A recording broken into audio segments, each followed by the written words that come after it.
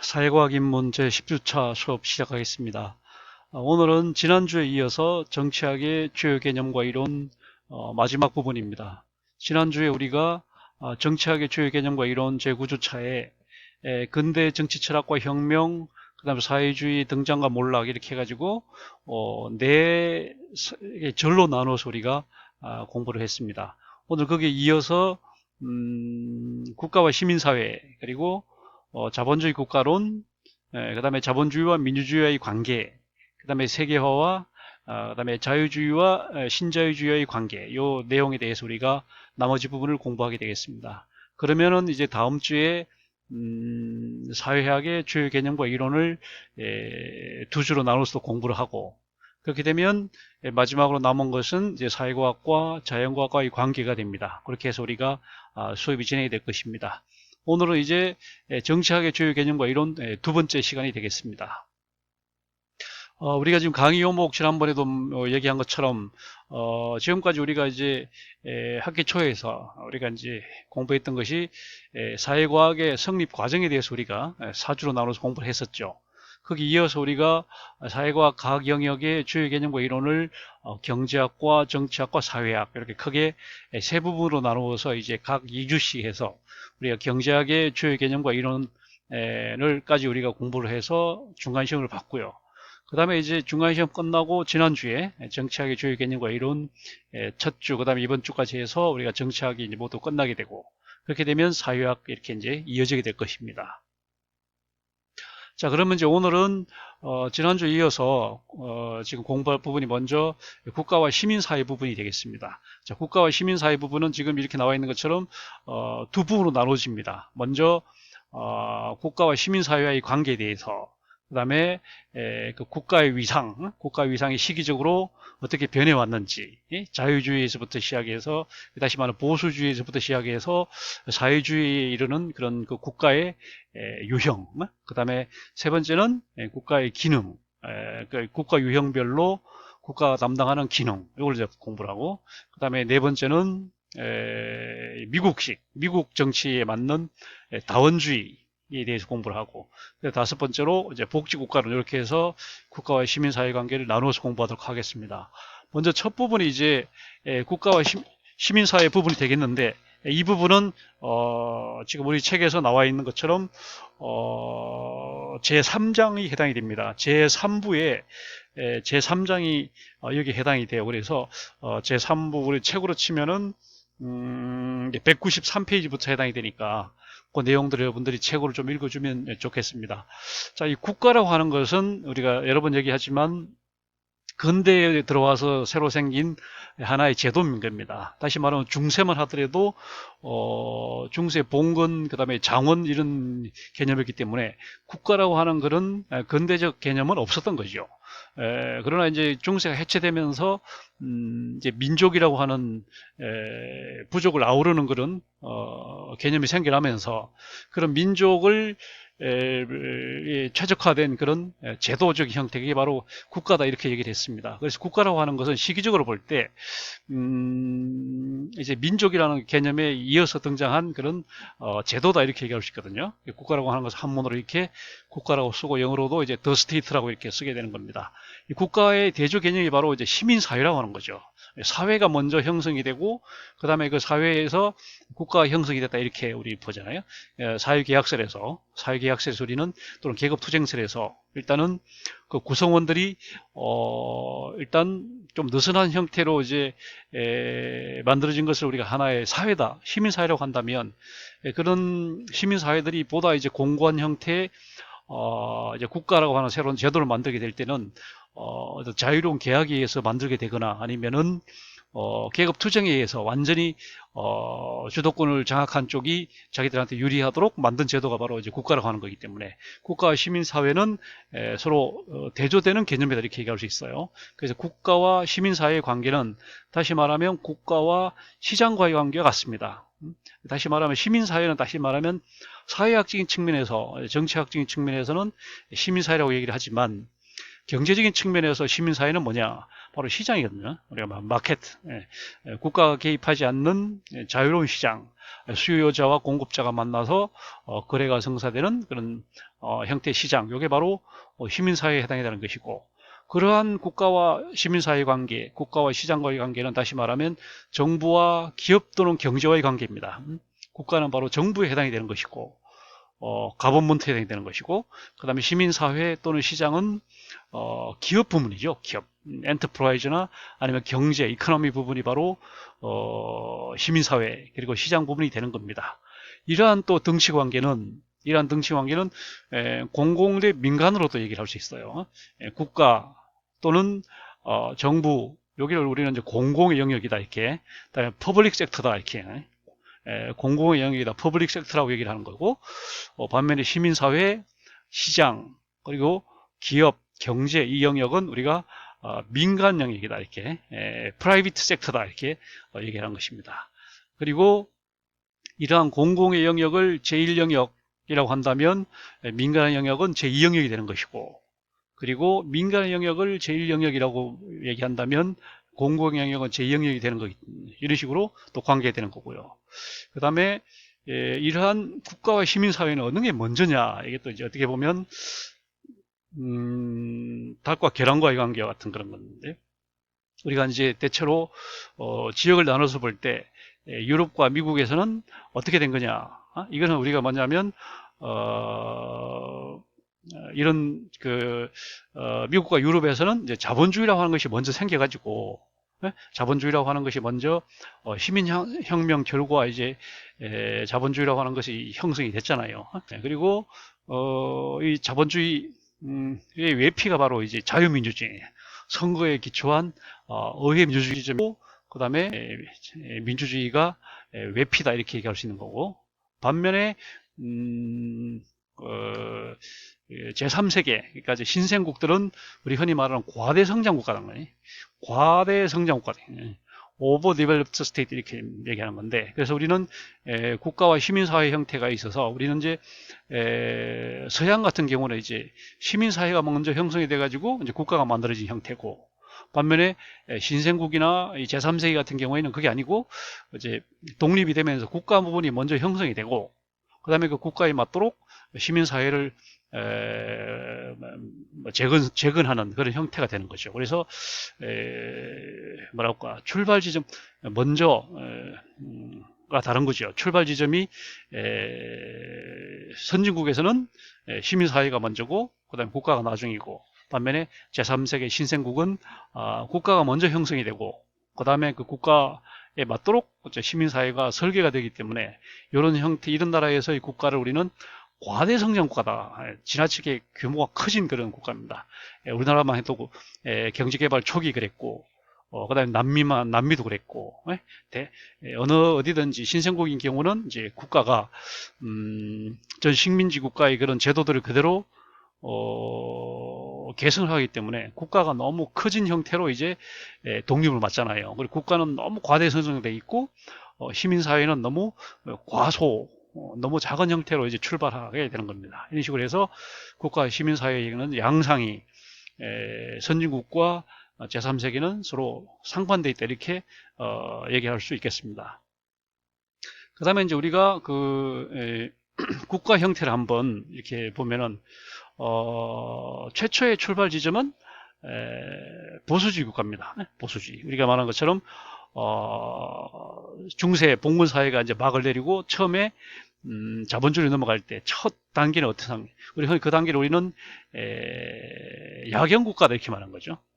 그 당시 이제 부르주아가 이제 시민혁명을 통해서 이제 정권을 장악하다 보니까 이제 국가가 왕이 하던 일들을 다 이제 내어놓고 모든 그 권한들을 다 이제 시민사회에 넘겨주는 겁니다.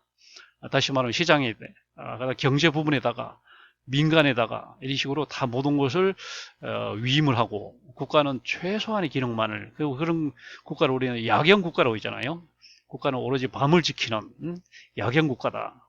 야경이라는 게 밤야자, 지킬 기영자죠. 밤을 지키는 국가다. 국가는 정말 최소한의 기능만 하고, 대부분의 기능들은 다 이제 민간에게 이렇게 맡겨놓은 그런 형태의 국가를 우리는 보수주의 국가다 이렇게 말합니다. 컨버트 국가가 이렇게 얘기하는 거고, 그것보다 약간의 이제 국가가 조금 더 권한을 가진 것을 우리는 이제 자유주의 국가라고 합니다. 자유주의 국가에서 기능들은 대체로 아주 4대 공공 서비스만 담당해. 4대 공공 서비스만 담당. 예를 들면 국방이나 치안이나 소방 외교 이런 4대 공공 서비스만 국가가 수행을 하고, 나머지 모든 기능들은 다 민간에게, 시민사회에다가 다 위탁하는 형태, 그런 국가를 우리는 자유주의 국가라 이렇게 얘기하는 것이고, 그 다음에 자유주의 국가보다 좀 더 이제 국가가 기능을 담당하는 이런 형태를 우리는 이제 다원주의 국가다 이렇게 말해요. 대체로 이제 미국형, 그 다음에 이제 영연방형, 그러니까 캐나다나 호주나 뭐 뉴질랜드나 이런 그런 미국형 그런 국가를 다원주의 국가라고 봅니다. 이 국가는 이제 말 그대로 이민 국가다 보니까 다양한 그 구성원들, 다양한 민족과 인종을 포괄을 해야 되고, 포괄하는 그 또 제도적 장치가 또 연방제를 또 택해야 되고, 그러다 보니까 이때 국가는 이제 다양성을 인정할 수밖에 없는, 그러다 보니까 이제 다원주의가 되는 겁니다. 그래서 다원주의는 자유주의보다는 좀 더 국가가 담당하는 기능이 좀 더 넓어졌다 이렇게 얘기할 수 있겠죠. 그래서 다원주의 국가가 있고, 다원주의 국가보다 좀 더 이제 국가가 많은 기능을 담당하는 그런 사회를 이제 복지주의다 이렇게. 산업혁명 결과 많은 사회 문제가 생겨나잖아요. 그런 사회 문제를 이제 국가가 직접 나서서 해결하고자 하기 때문에 이런 국가를 우리는 복지주의 국가다 이렇게 말합니다. 이런 복지주의 국가보다 더 이제 국가의 기능이 광범한 나라, 국가 형태, 이런 국가를 우리는 사회주의 국가라고 보죠. 사회주의에는 이제 모든 것이 국유화되어 있고, 그 다음에 시장이 존재하지 않고 오로지 국가의 계획 경제이기 때문에 사회주의 국가는 가장 포괄적인 기능을 담당한다 이렇게 보기 때문에, 지금 여기 나와 있는 것처럼 국가의 기능이 갈수록 강해지는 거죠. 국가의 기능이 가장 약한 게 보수주의다 이렇게. 물론 그 전에 무정부주의가 있습니다. 무정부주의는 국가가 전혀 일을 하지 않는 것이고, 그 다음에 국가가 약간 더 기능하는 것이 보수주의 국가고, 자유주의 국가는 좀 더 많은 포괄적인 기능을 수행하는 것이고, 그 다음에 다원주의는 좀 더 많고, 복지주의, 사회주의 국가로 갈수록 국가의 기능이 좀 더 범위와 영역이 넓어진다 이렇게 얘기할 수 있는 겁니다. 자, 이와 같이 이제 국가의 형태를 분류하는 기준이 바로 국가의 기능이라는 거죠.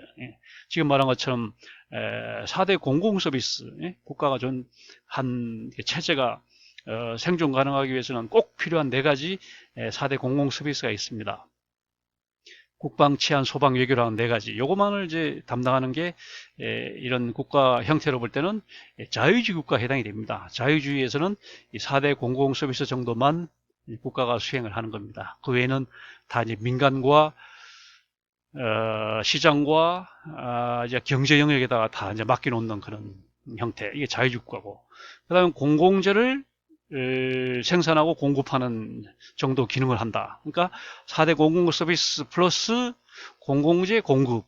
요까지 하는 것을 우리는 대체로 다원주의 국가라고 말합니다. 그러니까 미국에서 말하자면 이런 이제 미국에서는 이런 4대 공공 서비스와 가장 기초적인 공공재들을 이제 국가가 책임지고 보장을 하잖아요. 여기 이제 다원주의라고 말할 수 있고, 그 다음에 이제 사회복지까지, 이런 공공재 공급뿐 아니라 그걸 넘어서 사회복지 또는 사회보장까지 국가가 책임지겠다.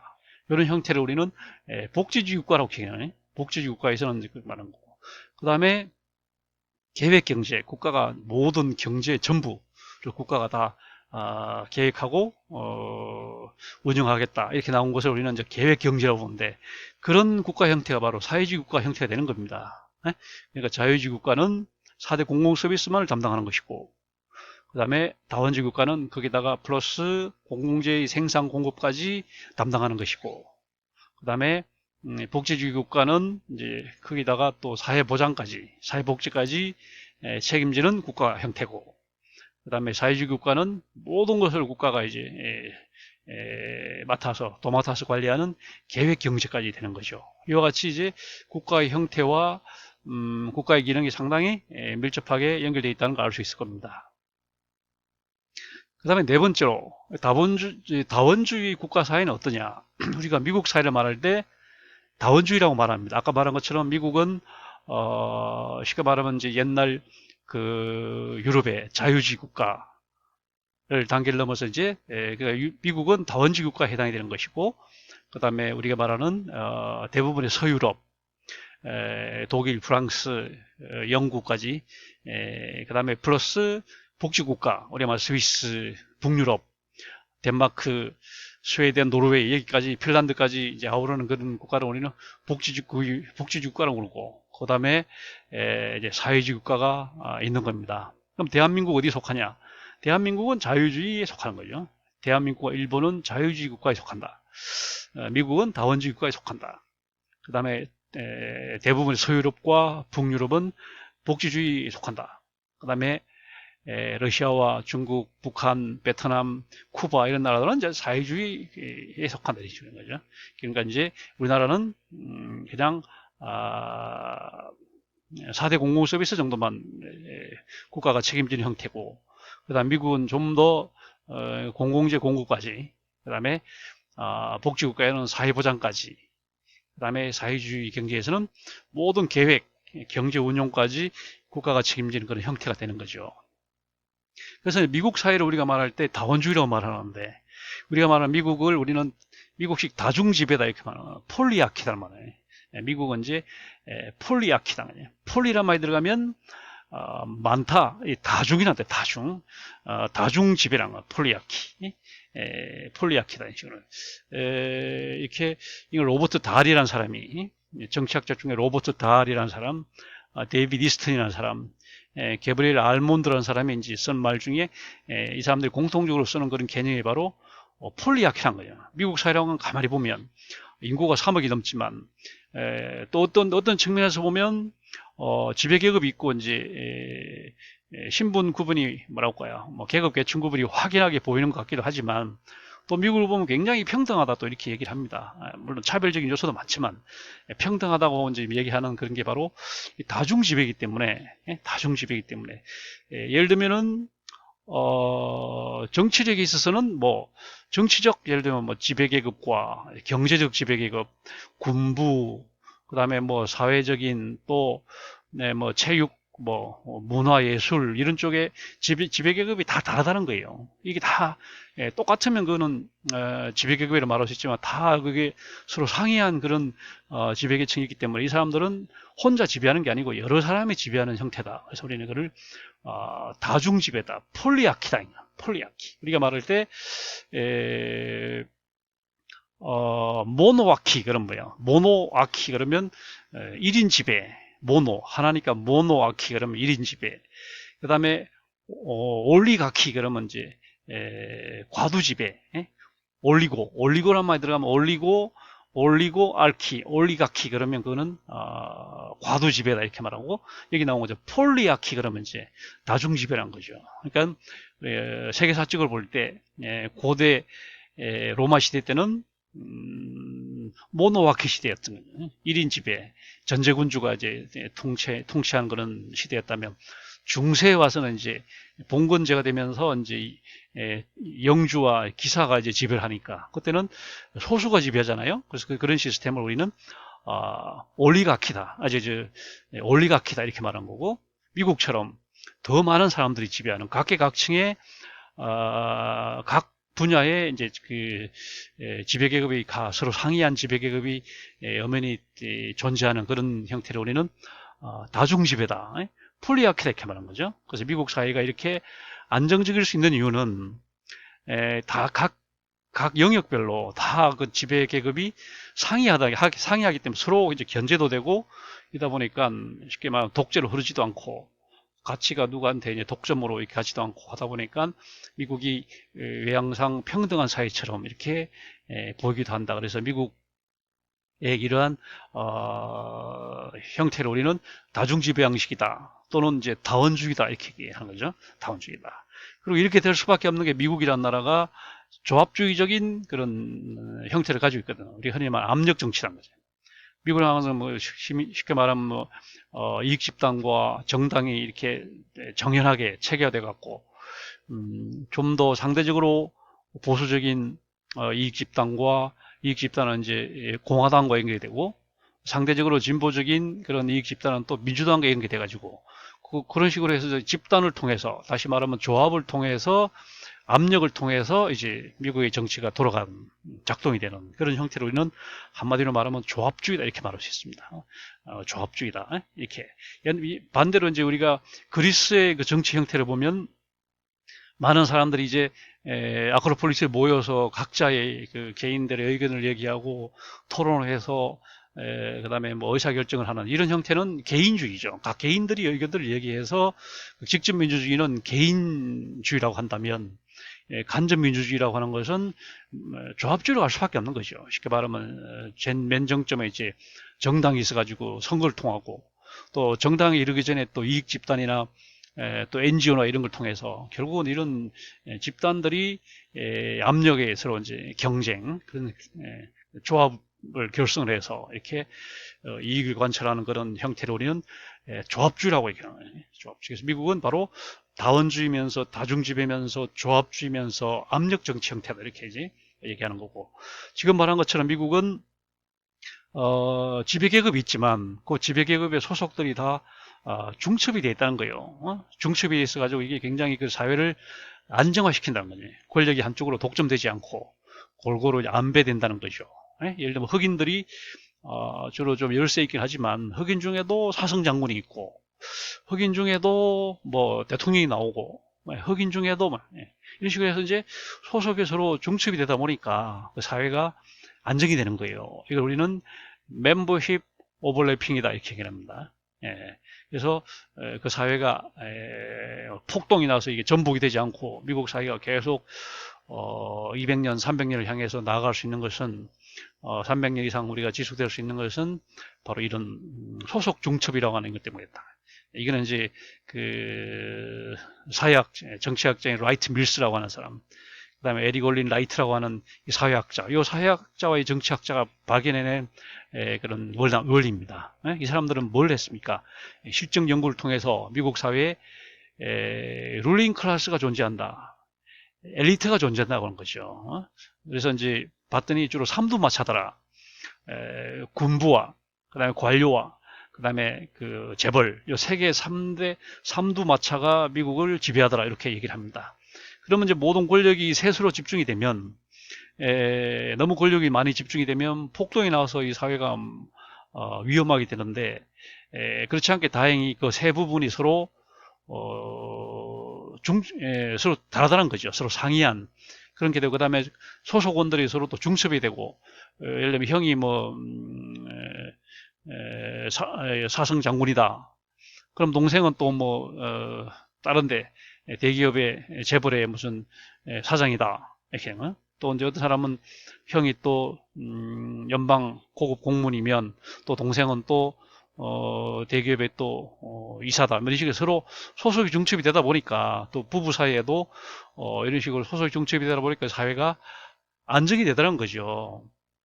옛날 독재 사회처럼, 독재 국가처럼 모든 가치가, 정치적, 경제적 모든 가치가 한쪽 집단으로 집중이 되면 폭동이 나서 그 사회는 오래가지 못합니다. 그러나 미국은 그런 권한들이, 권력들이 분산되어 있기 때문에 안정이 된다 이렇게 결론을 냈던 사람이 라이트 밀스와 에릭 올린 라이트입니다.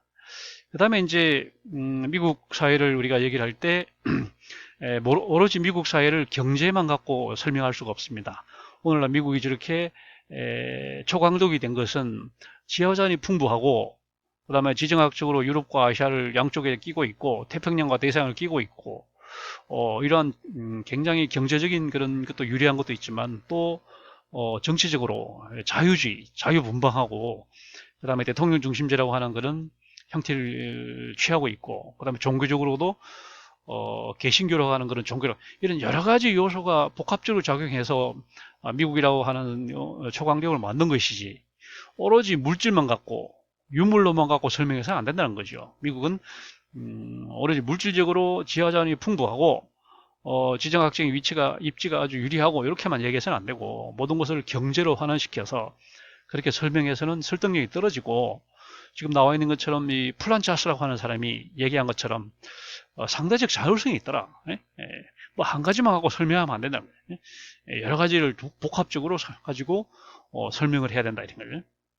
그래서 우리는 상대적 자율성이라고 했어요. 미국 사회를 우리 설명할 때 이렇게 굉장히 복합적인 요인을 갖고 많이 얘기를 합니다. 그것이 다시 말하면 다원주의라고 얘기할 수 있죠. 어떤 현상을 설명할 때 그 Y를 설명할 때 독립변수 X가 딱 하나밖에 없다. 이렇게 말하는 것을 우리는 환원론이라고 이렇게 하죠. 딱 하나밖에 없다.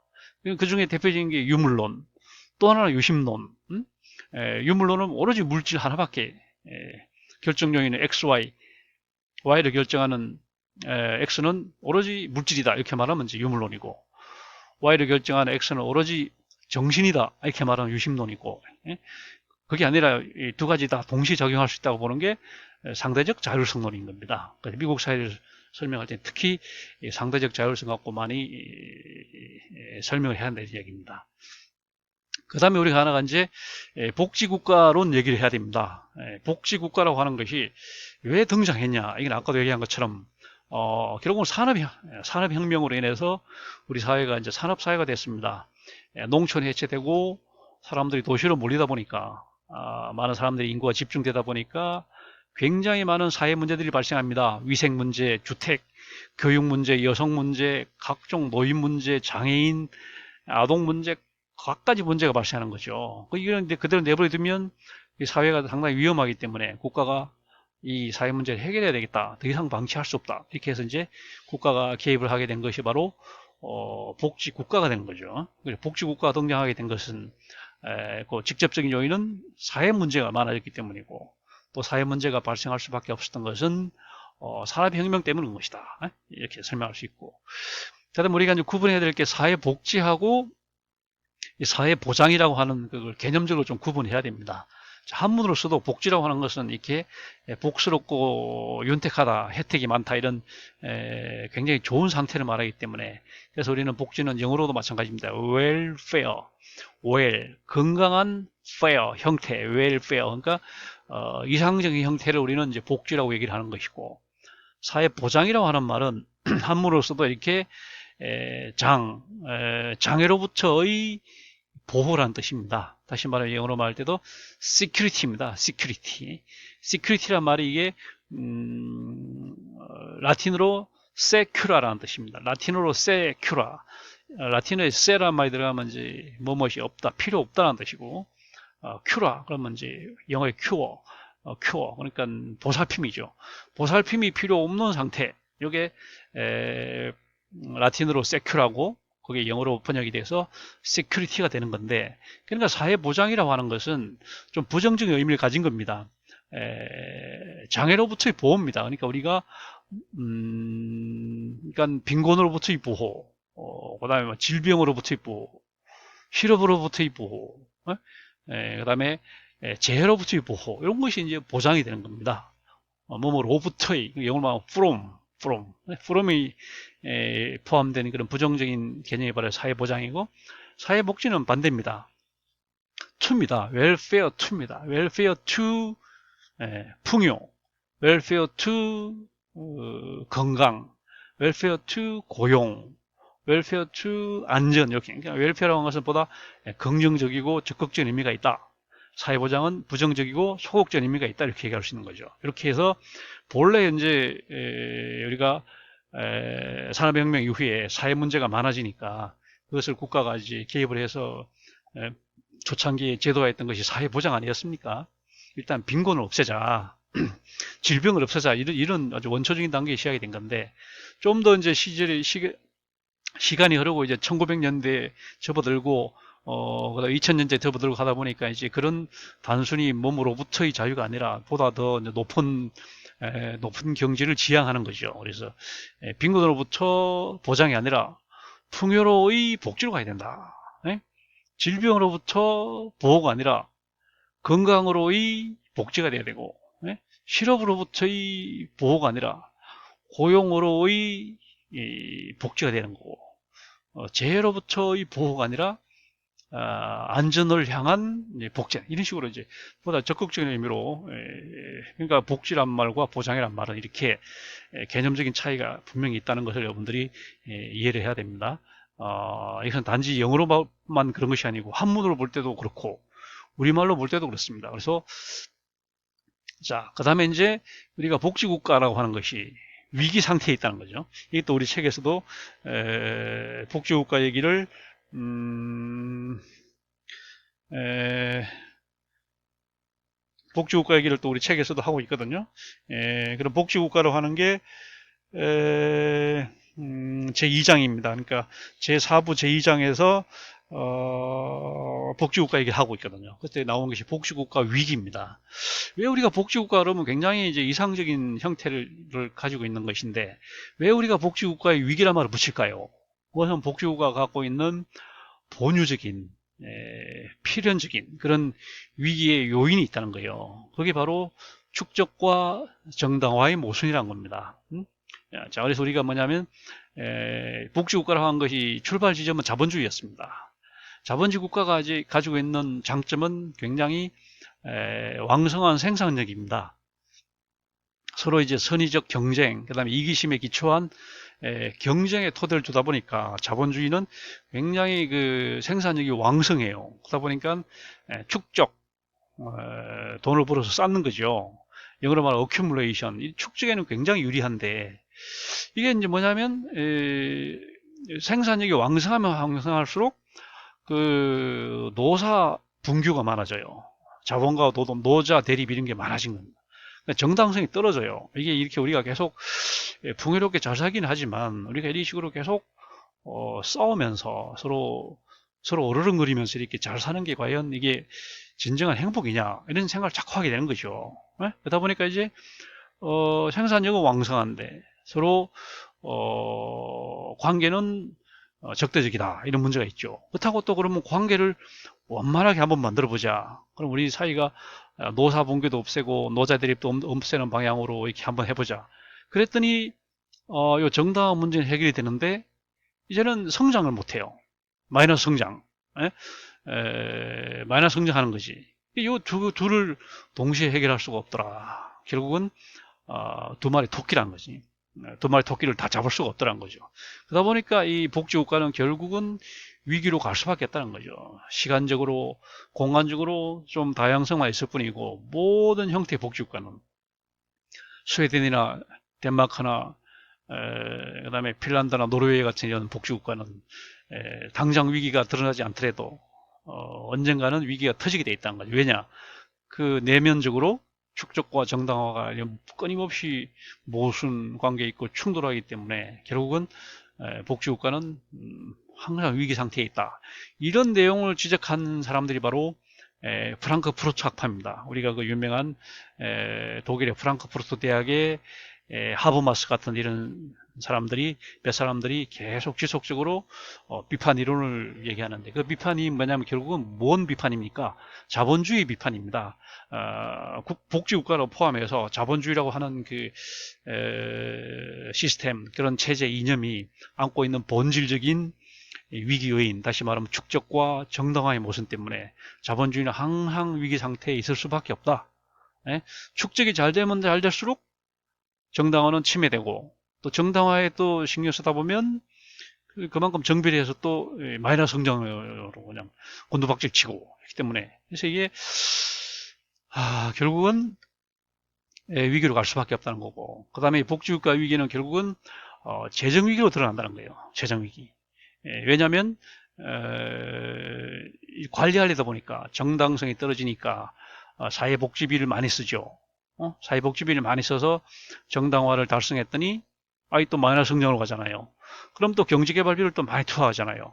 또 경제개발비를 투하했더니 또 빈부격차가 커져갖고 또 정당성에 문제가 생기니까 또 사회보장 예산, 사회보장 예산과 경제성장 예산이 계속 충돌하면서 결국 서로 악순환, 상승작용을 해가지고는 점점 이제 국가 재정을 압박하는 것이요. 그러다 보니까 결국은 적자 형태, 그러다 보니까 우리가 말하는 재정위기, 피스컬 크라이시스로 이제 그럴 수밖에 없는 거죠. 그래서 축적 위기를 잡으려니까 정당화 비용이 많이 들고, 또 정당화 위기를 해결하려다 보니까 또 축적 비용이 많이, 이런 식으로 해갖고 그냥 재정 위기야. 예? 그러니까 우리가 말하는 복지국가가 안고 있는 문제가 다 재정 적자입니다. 덴마크나 노르웨이 같은 나라가 그렇거든요. 가난한 사람들한테 이제 복지 혜택을 늘렸더니 돈이 빈다. 그랬더니 이제 그럼 세금을 올려야 되겠다. 그럼 또 부자들이 반대하고, 조세 인상하면 부자들이 반대하고, 또 복지 삭감하면 또 가난한 사람들이 반대하고, 그러다 보니까 이제 복지국가는 이 중간에 치이는 부자들로부터 또 이제 저항하고, 그 다음에 가난한 사람들도 왜 사회보장이 이 정도냐라고 또 가난한 사람도 또 등을 돌리고, 이러다 보니까 복지국가는 어느 쪽에서도 이제 지지를 받지 못하는 형태가 되는 거예요. 반면에 미국과 같이 전형적인 자본주의는 가난한 사람들로부터는 비난을 받지만 부자들한테는 지지를 받습니다. 그리고 또 북한이나 중국이나 이런 사회주의 국가들은 반대죠. 세금을 많이 걷다 보니까 이 사람들은 또 가난한 부자들한테는 불만이 많지만 가난한 사람들로부터는 지지를 받아요. 그러나 복지국가는 부자들한테는 세금 많이 걷는다고 또 저항을 받고, 또 가난한 사람들한테는 복지 수준이 너무 미미하다고, 복지 수준이 미약하다고 또 불만이 많습니다. 이러다 보니까 복지국가는 양쪽에 치여가지고 결국은 세금을 걷지도 못하면서 복지는 또 지출하고, 이러다 보니까 계속 재정 적자가 계속 누적이 돼갖고 이제 나중에는 파탄 직전에 가서 그냥 재정 위기 상태로 이제 치닫는 거죠. 그러니까 복지국가의 본유적 위기는 바로 축적과 정당화의 모순이고, 복지국가의 결과는 재정 위기가 된다, 이렇게 이제 얘기할 수 있겠습니다. 자, 그 다음에 자본주의 국가론에서 우리는 국가의 성격 얘기를 좀 해야 되겠습니다. 국가의 성격입니다. 국가는 공평하냐 아니면 누구 편을 드냐, 이런 문제입니다. 보편성이라는 것은 국가는 공평하다는 얘기입니다. 당파성이라고 하는 것은 편을 든다는 거예요. 누구 편을, 어느 쪽 편을. 자, 이걸 놓고 이제 계속 논쟁하는 거죠. 자, 우리가 말할 때 국가의 성격을 둘러싼 논쟁은 바로 이겁니다. 다시 말하면 국가는 공평하다, 이렇게 생각하는 쪽은 미국식 다원주의, 미국식 다중지배, 미국식 압력정치, 미국식 조합주의, 그다음 미국식 소속중첩. 그러니까 미국 사람들은 연방정부든 주정부든 국가가 하는 일은, 나라가 하는 일은 대체로 공평하다, 보편적이다, 이렇게 봅니다. 반면에 이제 당파적으로 보는 사람도 있습니다. 국가가 은근히 가진 자의 편을 든다. 당파적이다, 파티전하다, 이렇게 보는 사람들이 막시스트와 니온 막시스트입니다. 막스를 따르는 정통 막스주의자와 그 다음에 신막스주의자들이 이제 당파성을 주장합니다. 그러니까 미국 사람들은 국가는 당파적인 부분이 없진 않지만 대체로 중립적이고 보편적이다, 이렇게 보는 거고, 막스 추종하는 사람들은 국가는 보편적이지 않고 정말 당파적이다, 주로 권력 가진 사람, 돈 많은 사람, 이런 사람들 편을 든다는 거죠. 당파적이다, 이렇게 보는. 결국은 이게 국가의 성격, 보편성, 당파성 논쟁이 되는 겁니다. 먼저 이 정통 막시스트입니다. 이건 이제 칼 막스를 유시해서 프리드리 엥겔스라고 하는 사람, 이 사람들이 공동으로 쓴 책이 바로 공산당 선언이었죠. 공산당 선언 보면 커뮤니스트 매니페스토라는 그 책에서 보면 국가란 것은 오로지 지배계급의 통치 도구다, 이렇게, 그 이상도 이하도 아니다라고 아주 폄하해가지고 국가는 타도 대상이다. 이거는 뭐 우리가 개량해서 뭐 바꿀 게 아니고 아예 국가란 것은 아예 타도해버려야 된다, 이렇게 이제 이런 지하에 이렇게 얘기했던 적이 있고, 그 다음에 이제 칼막스의 자본론이라는 책을 읽어봐도 칼막스는 시종 일관 국가에 대해서 많이 언급은 안 하지만 국가라고 하는 것은 정말 가진 사람들의 지배 도구에 불과하다, 타도의 대상이다, 이렇게만 간단하게 얘기를 하고 있어요.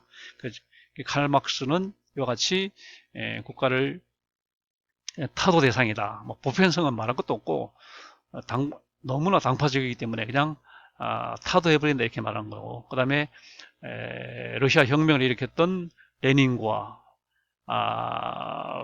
블라디미르 레닌과 그 다음에 조셉 스탈린, 이 사람들도 그렇게 생각했습니다. 그래서 한시적으로는 이제 러시아라고 하는, 소련이라고 하는 그런 국가가 필요하지만 언젠가 이 국가는 우리가 해체해버릴 것이다, 이렇게 이제 타도해버릴 것이다 이렇게 말하는 거고, 그 다음 중국의 마오쩌퉁이나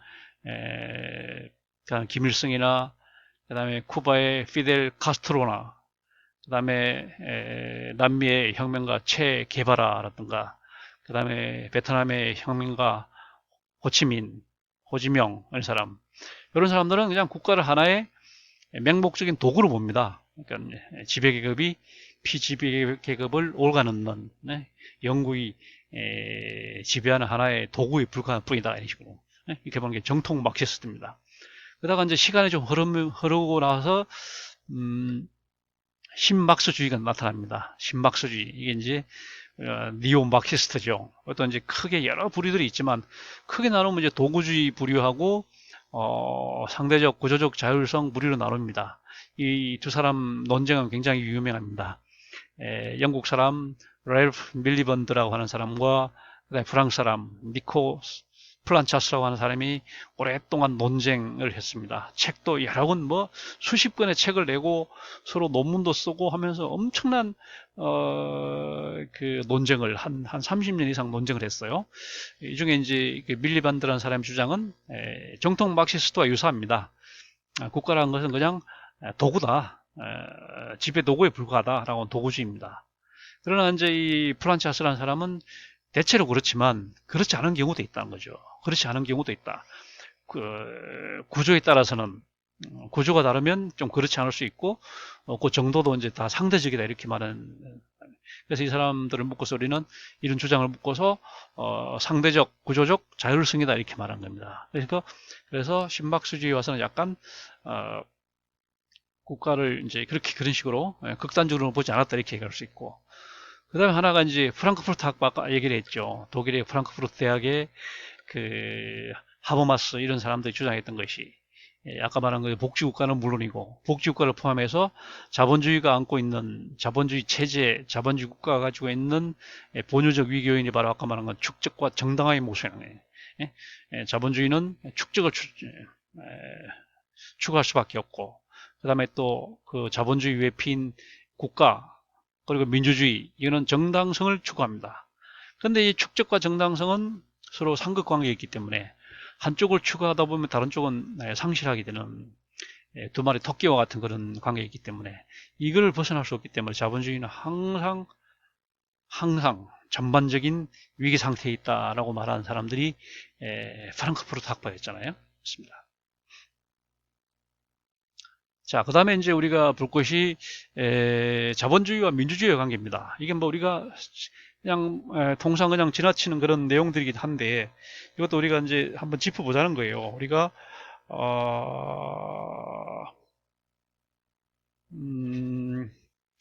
이게 이제 우리 책에서는 그 제3부의 제3장에 나오잖아요. 제3장의 3.3에 자본주의와 민주주의 관계가 나와요. 우리가 이제 세계 체제를 구분할 때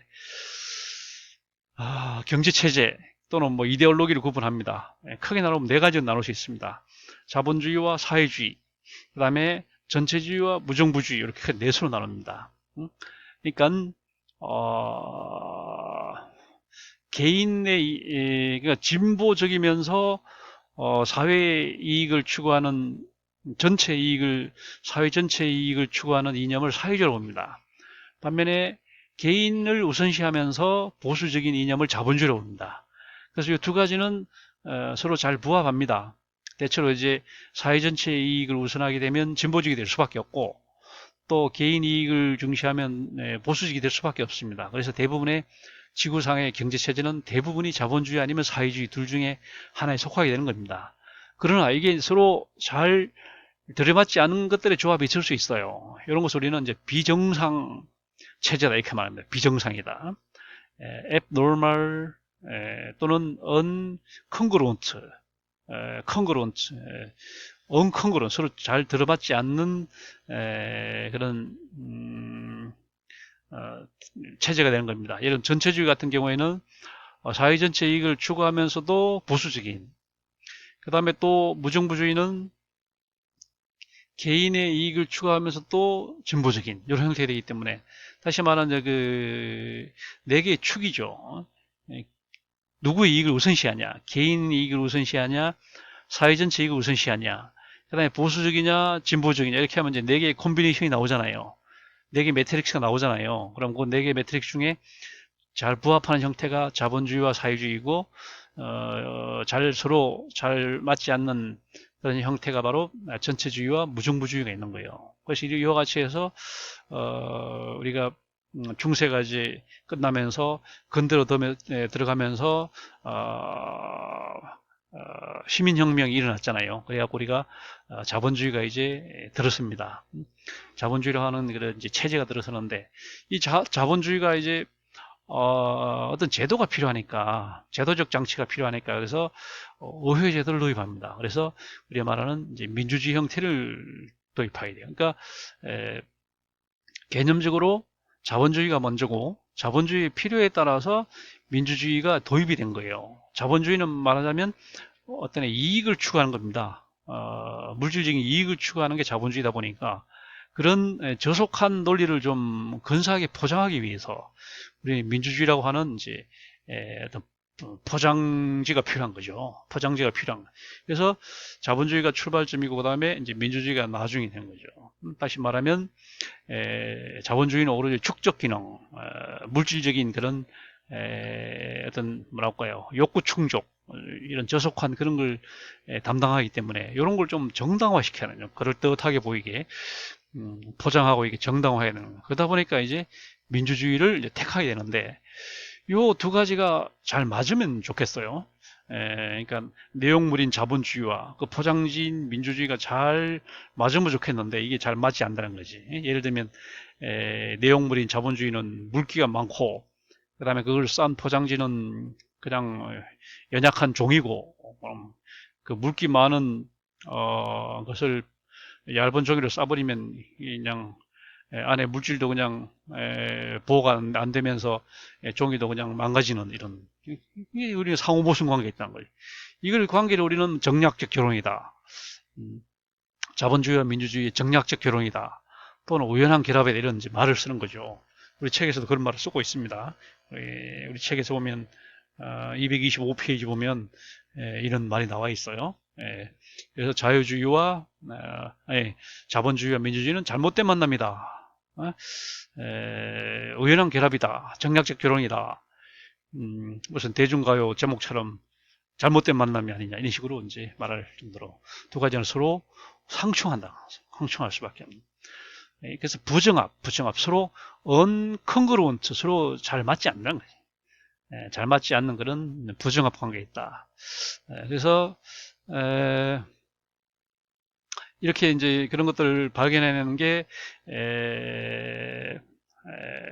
파워 엘리트 이론들입니다. 이런 잘 들이맞지 않는, 그죠? 그래서 본 게 이제 라이트 밀스랄지, 라이트 밀스는 미국 사회를 이제 보고 삼두마차가 지배하는 사회다. 트리아드 삼두마차가 지배하는 사회다, 이렇게 말했고, 그 다음에 에릭 올린 라이트라는 사람은 미국의 지배계급이 엄연히 존재한다.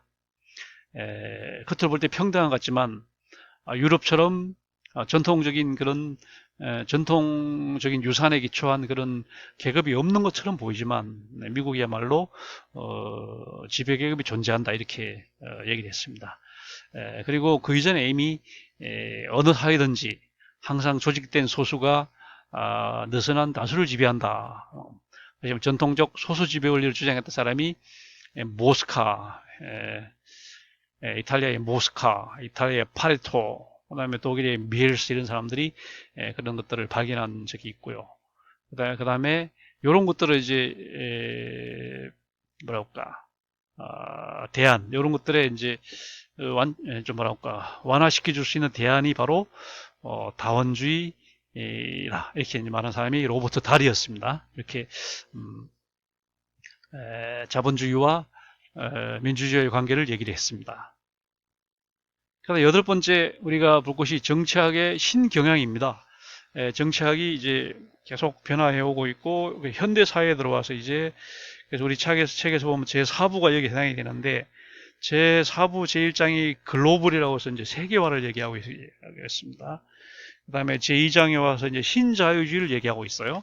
그래서 정치학의 신경향은 이 세계화와 신자유주의입니다.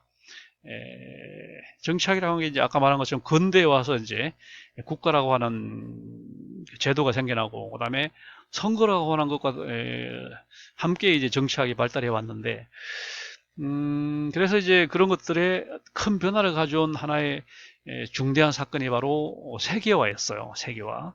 세계화라고 하는 것이 이제 글로벌리제이션 이렇게 얘기를 하잖아요. 그래서 이제 세계화라고 하는 것이 거기에 큰 변화를 가져왔어요. 한 가지 예를 들면 뭐 국가라고 하는 것이 뭐랄까 결속 국가의 어떤 그 구속 같은 게 좀 느슨해지지 않을까. 아무래도 세계화 시대가 되면 뭐 자유왕래도 되고 하다 보니까 국가라고 하는 것이 좀 느슨해지지 않을까 이런. 그다음에 이동이 많다 보니까 이민도 많아질 거고 해외 취업 같은 것도 많아지고 하다 보니까 이런 국가의 어떤 힘이 굉장히 줄어들 것이다 이렇게 이제 보았을 것이고.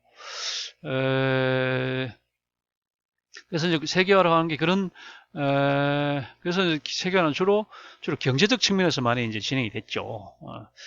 주로 이제 물자 교역하고 그다음에 그 교역 수단인 금융, 달러화 이런 것들 때문에 이제 순전히 뭐랄까 경제적인 필요성 때문에 사실 세계화가 촉진이 됐습니다. 그러나 이제 최근에 와서 또 미국과 중국 사이에 무역 전쟁이 이제 발발됨으로써 새로운 국면을 맞이하게 된 것은 맞죠. 그러나 이제 정치적으로는 세계화와 함께 오히려 그 속도가 지체가 됐습니다. 정치적 세계화도 이제 유엔이라든지 이런 쪽으로 해서 굉장히 좀 진행이 되고 하는 것처럼 보였어요. 그러나 난민 문제가 발생했잖아요. 최근에 무슨 뭐 하여튼 난민들이 뭐 유럽으로 엄청나게 들어가고 이렇게 하면서 이제 경색을 시켰어요. 그러다 보니까 된 것이고. 그 다음에 세계화의 주도는 역시 경제에서 됐고, 특히 이제 외환 거래를 이제 관장하는 국제통화기금 IMF, 그죠? 인터내셔널 모니터리 펀드라고 하는 기구하고, 그다음에 세계 무역기구 월드 트레이드 오가니제이션 이 두 가지, 이 두 가지가 이제 세계화의 상징처럼 보이고, FTA가 이제 굉장히 많아졌습니다. 양자간 또 다자간 FTA가 많아졌고, 특히 프리 트레이드 어그리먼트 외에 프리 트레이드 에리아가 많아졌습니다. 쉽게 말하면 자유무역 지대가 많아졌어요. 그래서 옛날에 FTA 그러면 자유무역 협정을 많이 얘기했죠. FTA, 프리 트레이드 어그리먼트 이렇게 이제 자유무역 협정을 많이 의미했는데 최근에 와서 FTA 그러면 프리 트레이드 에리어 그래서 이제 자유무역 지대를 많이 의미합니다. 그 정도로 이제 FTA가 굉장히 많이 진행이 돼서 이제는 거의 전 세계가 자유무역 완전 자유무역 직전에 와 있는 게 아니냐 이렇게 우리가 이제 얘기들 합니다만 아까 말한 것처럼 최근에 미국과 중국 사이에 무역 전쟁이 남으로써 이게 약간 뭐라고 흐름이 역행되는 그런 추세에 있고요. 그다음에 유럽 통합이 사실 상당히 이제 초창기 잘 진행이 되다가 갑자기 이제 애로에 직면했어요. 우리가 말한 것처럼 유럽 통합 그에 대한 관한 국민 투표가 우리가 알다시피 뭐 스웨덴에서도 그다음에 뭐 프랑스에서도 그다음에 스코틀랜드에서도 다 이제 부결되고 그다음에 심지어 이제 분열 쪽으로 가고 있는 영국이 브렉시트 영국이 유럽연합에서 빠져나갔고 그다음에 몇 나라도 지금 빠져나갈 생각을 하고 있고 그리고 영국도 국내적으로 볼 때 스코틀랜드가 분리 독립을 하려고 하고 이러다 보니까 유럽이 통합으로 가는 게 아니라 오히려 분열로 가고 있어요. 분열로 가고 있다는 그러니까 그런 흐름이 생겼고 그다음에 이제 유럽 통합을 넘어서 전 세계가 우리가 인종과 민족 이런 모든 차별이 없어지는 진정한 사회동포주의 우리가 말하는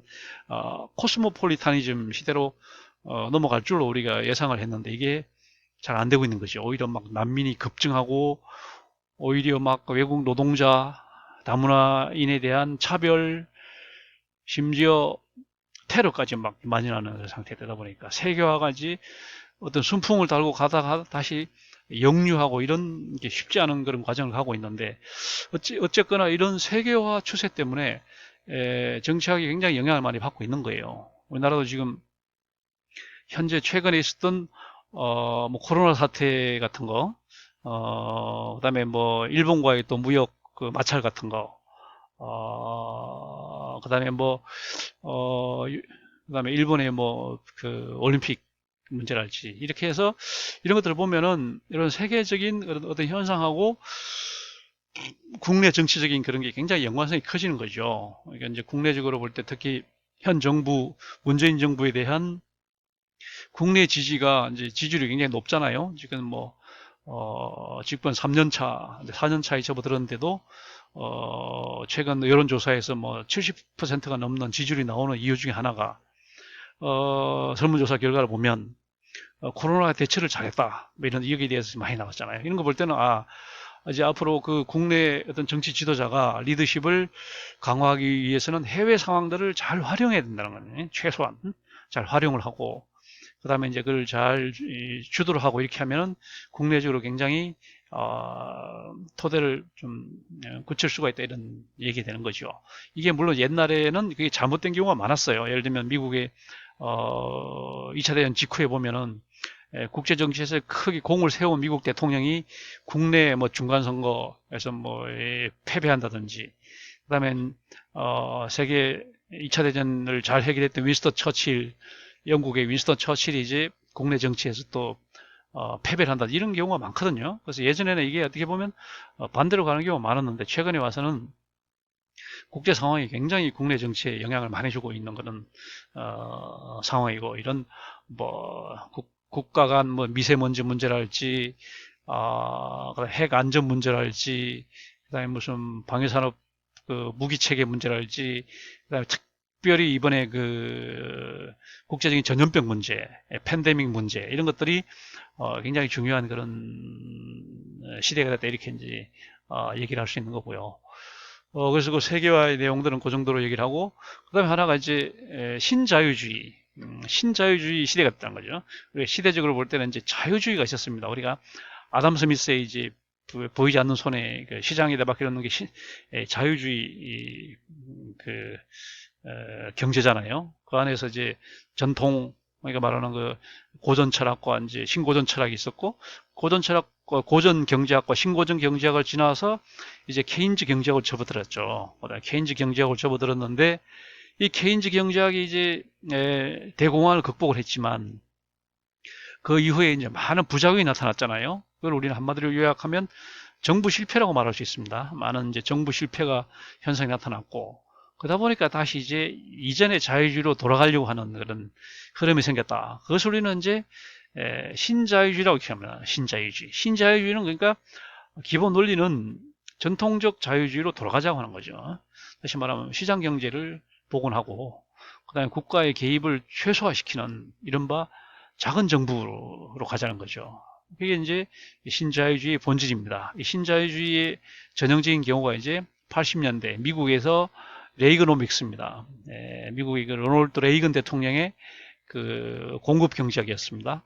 80년대 레이거노믹스와 그 다음에 영국의 수상이었던 대처, 세처지, 영어 세처리즘인데 우리는 이제 대처리즘이라는 말을 씁니다. 그래서 80년대 미국식 레이거노믹스와 영국의 대처리즘이 이제 80년대 전형적인 신자유주의 흐름이었다면 90년대 와서는 이제 제3의 길이라고 하는 The Third Way, The Third Way라고 하는 제3의 길이라고 하는 앤서니 기든스라고 하는 영국의 우리 그 사회학자죠. 앤서니 기든스라는 사람이 얘기했던 제3의 길, 다시 말하면 자본주의와 사회주의의 서로 장점만 결합한 제3의 길을 제시를 했습니다. 물론 그걸 결합한 것이 복지국가였습니다. 그러나 복지국가는 아까 나온 것처럼 굉장히 많은 위기를 안고 있기 때문에 내부적으로도 위기 그 요인들도 많고, 그 다음에 외부적으로도 그런 재정위기 형태로 나타나고 있기 때문에 외로만 여기서 말하는 것은 또 그것과 또 다른 형태의 제3의 길을 이제 앤서니 기든스가 제시를 했고 그것을 받아들인 사람이 이제 영국의 토니 블레어였습니다.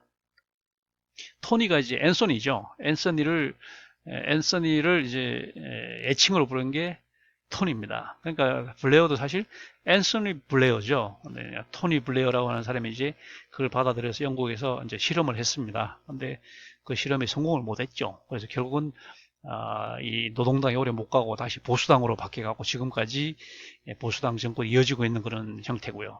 그 다음에 이제 빌 클린턴 대통령이 이제 내세웠던 게 시장 글로벌리즘이라는 걸 내세웠었어요. 빌도 이제 사실 애칭이죠.